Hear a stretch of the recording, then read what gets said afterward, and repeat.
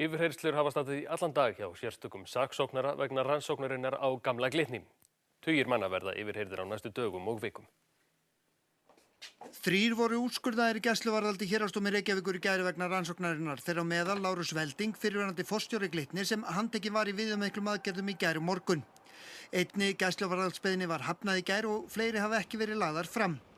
Yfirheyrslur hafa þó staðið í allan dag, bæði yfir þremenningunum og mörgum fleirum, og munu standa áfram í nokkra daga eða jafnvel vikur. Við erum með stóran hóp manna að vinna í þessu verkefni og ætlum að reyna að vinna mjög hratt. Það náttúrulega líka faktor í þessu að menn í gæslu og þá þarf málsvaran að vera enn meiri. En við sjáum fram á það að þetta muni taka þó nokkuð tíma vegna bara þess fjölda sem við þurfum að tala við.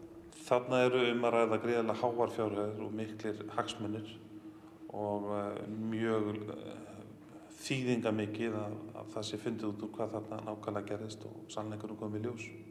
Rannsóknin fór af stað vegna gruns markaðsmisnotkun í Glitni fyrir hrun í tengslu við lánveitingar og kaup á hlutabréfum.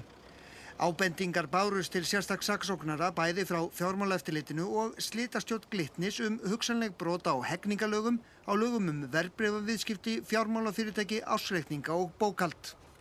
Þetta samanlagt 10 mál, 1 gamalt, Stímálið, og 9 ný mál. En það eru miklu fleiri fyrirtæki og skúffur sem að koma að þessu og upphæðirnar eru stjarnfræðilegar. Þessi rannsókn snýst viðskipti upp á annað 100 milljarða króna.